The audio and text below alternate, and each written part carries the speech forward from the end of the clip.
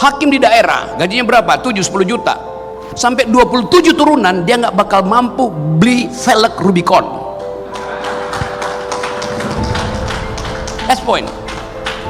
Lalu Anda tuntut integritas dari hakim di daerah yang bahkan untuk pergi ke pengadilan dia mesti nebeng mobilnya si pengacara karena dia nggak punya mobil disediakan negara. Sekarang kita lihat kenapa hakim tergoda dengan keadaan yang kita sebut hedonisme tadi itu. Kan dia merasa rendah diri di kalangan aristokrat daerah tuh. Kalau ada pertemuan semacam ini, hakimnya duduk di belakang, yang di depan anggota DPR, bupati, polisi segala macam, yang maling semua di situ. Coba, keagungannya di mana hakim itu? Mulailah bikin semacam SOP, hakim harus duduk di depan karena kemuliaan ada pada dia tuh. Kan kita lihat kan, hakim nggak pernah diminta untuk kasih apa namanya kata pengantar untuk perkawinan lah, pembukaan bagi-bagi BLT segala macam tuh. Tapi hakimnya datang, minder dia di belakang. Padahal di dunia dari abad ke-100 sebelum Masehi, hakim itu ada Nobel, orang utama, aristokrat.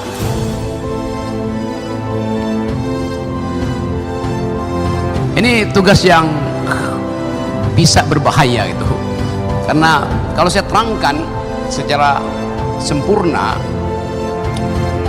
hakim-hakim itu pasti mengundurkan diri semua. Ada konsekuensi untuk menerangkan sesuatu yang final, radikal dengan keadaan kita hari ini. Saya beri contoh sebelum saya masuk ke filosofi. Tadi kita potong tumpeng di sini. Ada semacam kebiasaan untuk memotong puncak dari tumpeng diserahkan pada orang yang paling terhormat. Itu udah salah.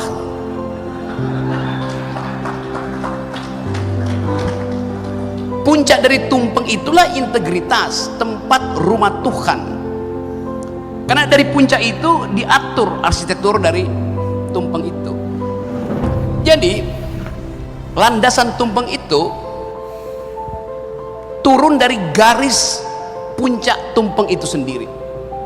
Nah karena itu memotong tumpeng itu nggak boleh yang atas duluan, integritasnya hilang. Mesti dari bawah perlahan-lahan. Itu filosofi Jawa dalam cara memotong tumpeng ini. Dan saya terangin Jawa dulu baru saya pergi ke Yunani ya. Jadi memang kita anggap itu sebagai ya itu penghormatan. Tapi justru kita mesti cari orang yang paling bajingan untuk kita kasih potongan tumpeng itu tuh. Bukan pada orang yang sudah terhormat. Itu nilainya. Itu terkait dengan, saya sekarang pergi pada Yunani, kata yang kita bicarakan tadi, yaitu keutamaan, keunggulan. Dalam bahasa Latin, dalam bahasa Greek, Yunani artinya Greek, namanya arete. Arete artinya keutamaan, keunggulan itu. Dari kata arete itu datang kata aristokrat, artinya kemuliaan, orang yang mulia, terhormat. Dari kata arete itu datang kata adaromai, artinya berdoa. Jadi kata keunggulan itu tidak dimaksudkan untuk menilai orang, tetapi untuk memungkinkan dia bertanggung jawab terhadap dirinya sendiri. Itu poinnya tadi itu. Jadi kalau Anda maling, lakukan kemalingan itu dengan bertanggung jawab. Kalau Anda koruptor, korupsi aja, karena itu keunggulan Anda. Yes, saya serius terangin itu. Yang tidak mulia kalau seorang koruptor minta hukumannya diringankan, itu tidak mulia. Kalau seorang maling itu minta hukumannya nyogok jaksa, itu tidak mulia. Di dalam pikiran orang Yunani, tidak semua orang adalah orang baik. Yang berbahaya kalau orang baik berbohong. Yang berbahaya kalau orang jahat jadi munafik. Jadi saya mau anjurkan, biarkan aja seseorang yang jadi koruptor. Oke, Anda koruptor, Anda tanggung jawab dengan perbuatan Anda adalah arete, Anda mulia itu. Tapi kalau koruptor minta partainya membela dia, itu artinya koruptor yang buruk, koruptor yang dungu namanya. Saya serius ya, karena diminta oleh moderator terangkan itu secara sempurna itu. Jadi kalau kita pergi kembali pada prinsip-prinsip etik itu tidak mengatur mana yang baik mana yang buruk. ethics itu diajukan pada kita untuk memberi keterangan kenapa Anda jadi baik, kenapa Anda jadi buruk. Jadi argumen itu yang lebih penting tuh. Kalau baik dan buruk dengan mudah kita tahu mana yang baik, mana yang buruk. Tetapi moral call itulah yang menguji Anda tuh. Saya menjadi orang jahat, saya pertanggungjawabkan kejahatan saya. Itu namanya kejujuran. Saya mau berbuat baik, saya pertanggungjawabkan kebaikan saya. Itu namanya kejujuran, itu namanya integritas, itu namanya integrer, artinya tegak. Koruptor yang minta pengurangan hukuman dengan segala macam dalih bahwa dia masih punya anak istri, dia masih punya anak kecil, itu koruptor yang tidak berintegritas. Ya, yeah. That's the logic. Jadi tadi yang diterangkan kita bahas, kita bedain juga antara etika, ethics, dan kode etik. Kode etik bisa dibikin banyak, 20, 30, 100, dan kita nggak bisa hafal itu. Tapi ethics itu cuma satu, Anda bertanggung jawab aja. Yang diterangkan Pak Bagiraman tadi, bertanggung jawab terhadap kejahatan yang Anda buat, bertanggung jawab terhadap kebaikan yang Anda buat. Itu selesai masalahnya. Saya balik pada himbauan tadi. Raih kembali kepercayaan publik. Kenapa hakim mesti melakukan kontemplasi dan minta agar supaya publik percaya lagi pada dia? Apa masalahnya? Kan ada nilai setitik yang merusak susu sebelanga, atau nilai 2 titik, nilai 3 titik. Mungkin ada nilai setitik di Mahkamah Agung, tapi ada 10 titik nilai itu di samping ini, di istana. Ada nilai setitik, tapi itu kemudian jadi causa celebre, kasus yang digede-gedein. Karena memang Mahkamah Agung nggak boleh satupun nilai yang merusak susu sebelanga. Departemen Keuangan boleh, silahkan, karena memang di situ potensial terjadi fraud.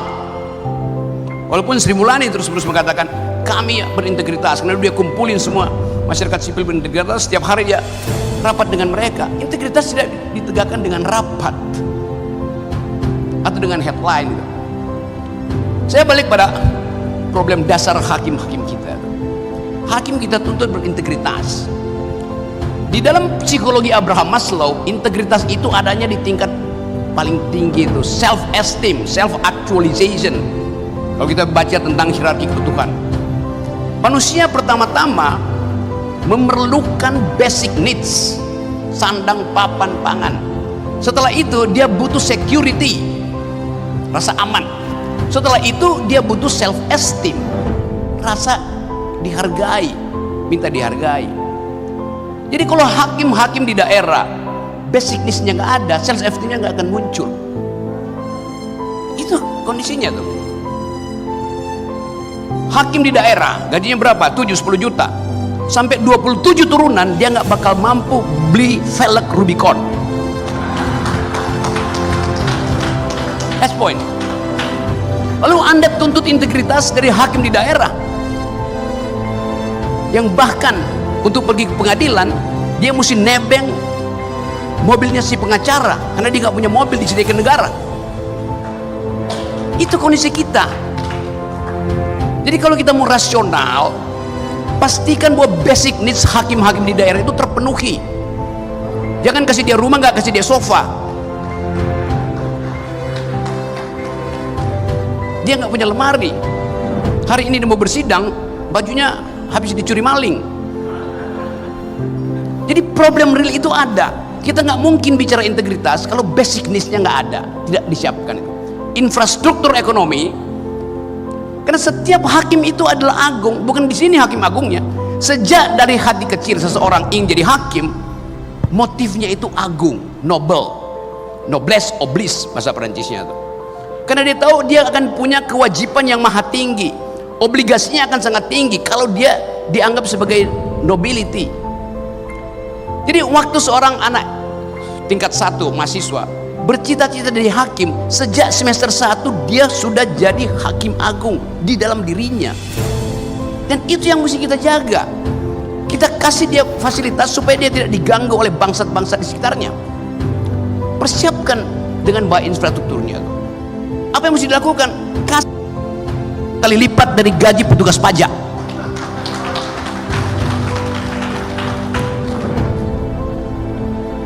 Saya serius ucapin itu. 30 kali lipat.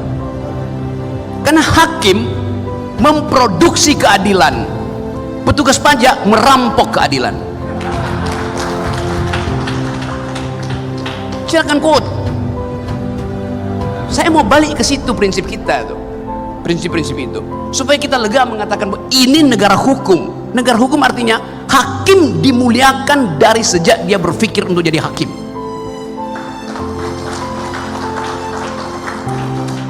Apa yang terjadi kalau hakim tidak dimuliakan? Dia akan ubah needs-nya menjadi wants. Dia akan ubah kebutuhan dia menjadi keinginan. Itu artinya korupsi. Korupsi terjadi kalau needs, kebutuhan, berubah menjadi keinginan, wants. Kebutuhan untuk memenuhi hal yang rasional dalam hidupnya, wants untuk hal-hal yang irasional. Ngapain petugas pajak punya Rubicon? Mau ngapain? Itu adalah wants, dan wants itu tidak berkesudahan. Kenapa hakim terjebak di dalam paradigma itu? Karena dia melihat wants itu lebih penting dari needs. Dan itu yang kita ingin ajarkan. Saya ingin supaya Mahkamah Agung itu mengatur sendiri gaji hakim yang gak usah ditentukan Departemen Keuangan. Iya. Kenapa Menteri Keuangan bisa tentukan sendiri gaji pegawainya yang di 3-5 kali lipatkan dari ASN yang lain? Kenapa Mahkamah Agung enggak? Jadi sekali lagi teman-teman, saya ingin agar supaya pertemuan hari ini, hari ulang tahun IKAHI, kita ulangi janji kita bahwa kita dari awal sudah adil. KPK aja yang nggak ngerti keadilan. Nih ada pengawasnya. Anda lihat di atas gedung KPK apa tulisannya itu? Jujur itu hebat. Lo itu menghina hakim. Kenapa disebut hebat? Memang jujur itu dasar saya mau jadi hakim. Nggak usah disebut hebat. Saking kehilangan narasi, kita mesti bikin dalil-dalil ajaib semacam itu. Saya dosen, saya terhina kalau disebut jujur itu adil, jujur itu hebat. Dari awal saya jujur. Kalau masih saya bodoh, saya kasih nilai bodoh. Kalau pintar, saya kasih nilai pintar. Tapi yang terjadi, orang yang paling bodoh di kelas saya bisa jadi pimpinan BUMN. Ngaco kan jadi.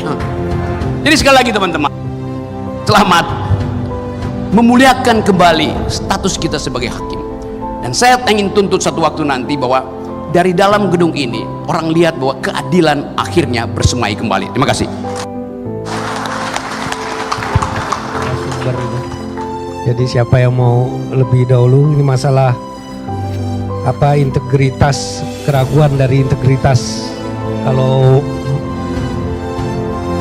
memberikan persyaratan integritas dari hakim, katanya ini mungkin yang terhitung hanya 10 dari sekian ribu hakim ini. Ini bagaimana, apakah yang diutamakan persyaratan-persyaratan itu lebih kepada integritasnya atau kepada intelektualitas dari para hakim itu? Oke, saya selalu menganggap pertanyaan semacam itu pertanyaan negosiasi. Ngapain nego hal yang dua-duanya adalah mulia? Tentu ada soal lokal di mana orang oke dia nggak terlalu pintar tapi jujur itu, atau sebaliknya tuh. Tapi begitu Anda masuk dalam pertanyaan semacam itu, terbaca bahwa Anda ragu-ragu untuk jadi hakim. Yes, itu aja. Jadi kita bisa tahu tuh keadaan itu. Saya bilang tadi bahwa iya, solusinya kan percepat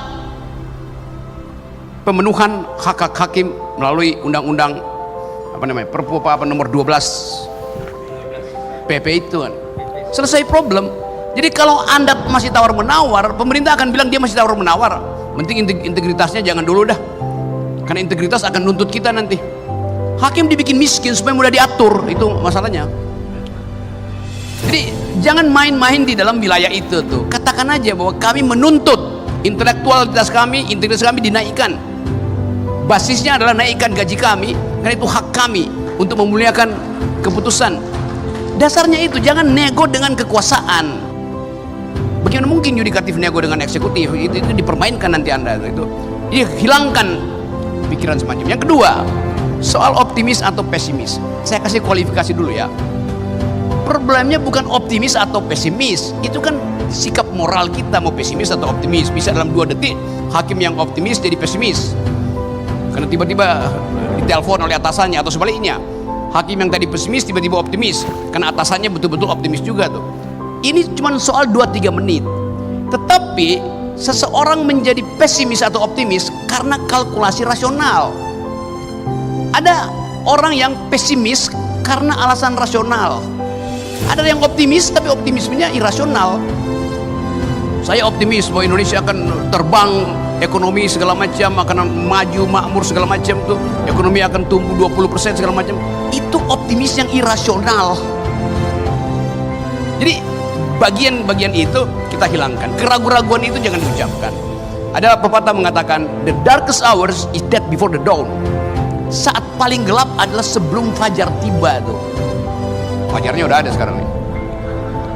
Jadi percaya aja bahwa semua sikap kita hari ini, kalau kita maksimalkan, fajarnya lebih cepat tiba. Jadi jangan kasih sinyal optimis atau pesimis, jangan kasih sinyal atau intelektual. Katakan bahwa itu ability, dan tanpa hakim negara, tanpa presiden negara masih bisa jalan, tapi tanpa hakim keadilan tidak mungkin diberi secara sempurna. Jadi sekali lagi saya ingin supaya menyebut kata hakim, but seseorang yang di dalam kapasitas tertentu dimuliakan oleh rakyat. Terima kasih.